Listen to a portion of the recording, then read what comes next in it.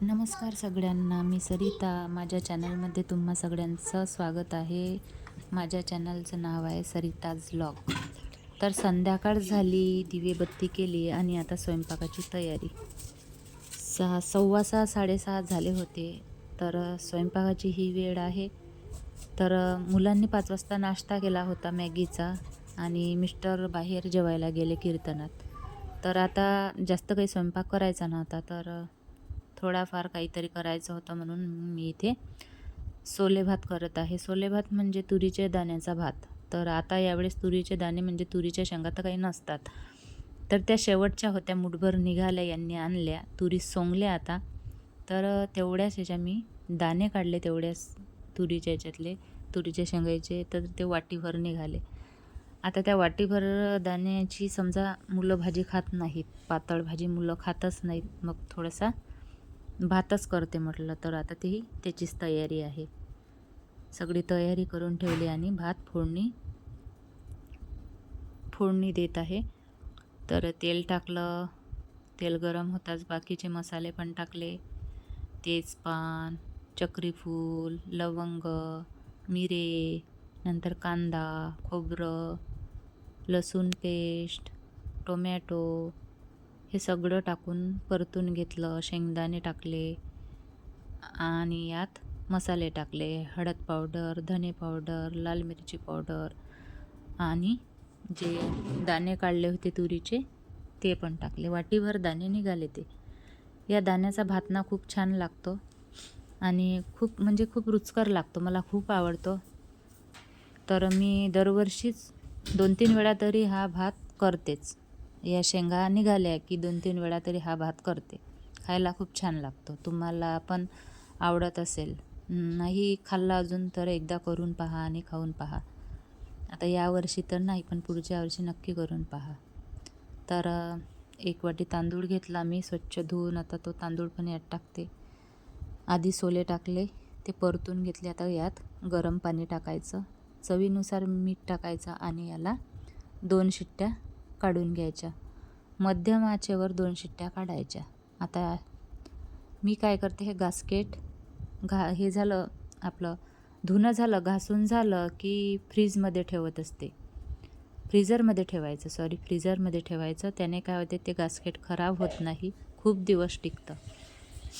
तर वटा पण साफ करून घेतला, आवरून घेतलं सगळं. आता मुलं काय करतायत ते बघते.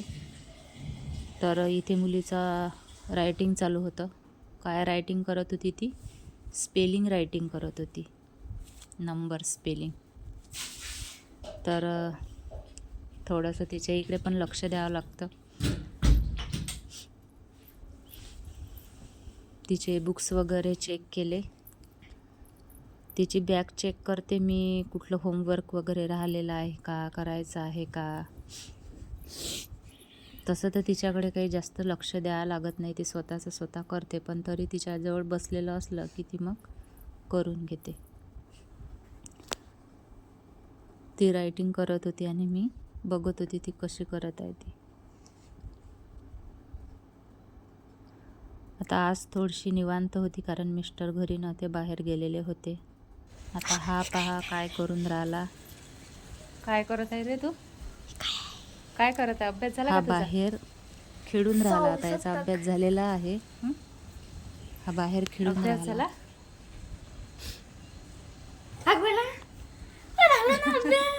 झाला काय? तू काय करून राहिला? आता कुकरच्या 2 शिट्ट्या झालेल्या आहेत. असं त्याला वर करावं लागतं, कधी कधी शिट्ट्याच होत नाही. तर यात गरम पाणी जर टाकलं तर याला 1च शिट्टी होऊ द्यायची आणि थंड जर टाकलं तर 2 शिट्ट्या काढायच्या. तर इथे 1च शिट्टी काढली मी आणि 1 शिट्टीतच हा भात मस्त होतो. चला आता कुकर थंड होईपर्यंत मी थोडीशी बाहेरून फेरफटका मारून येते.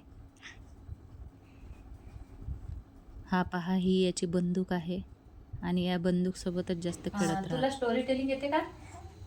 2 सिली गोट्स. चल मग सांग बरं. Story telling two silly goats. Once upon a time, there were two silly goats. There Strawberry and silly goat one side and other silly goat other side. Made middle of the big winners are each other and began to fight, and they were fighting. Both of them fell into the water and down it.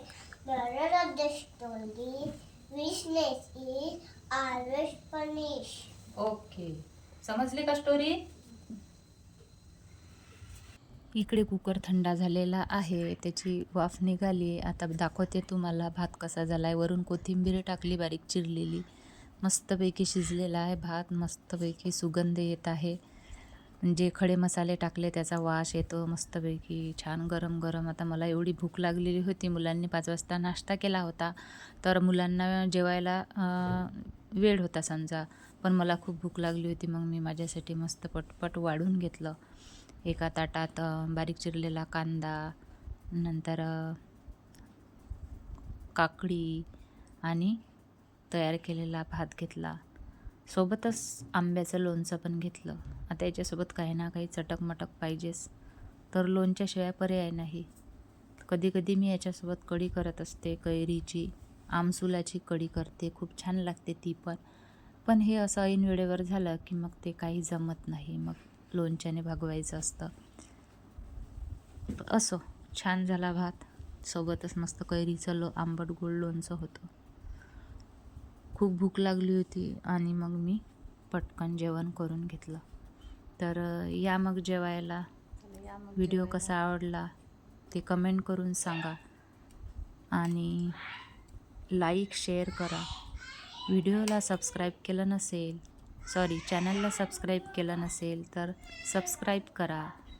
भेटूया मग अशा छानशा नवनवीन व्हिडिओमध्ये. तोपर्यंत bye bye.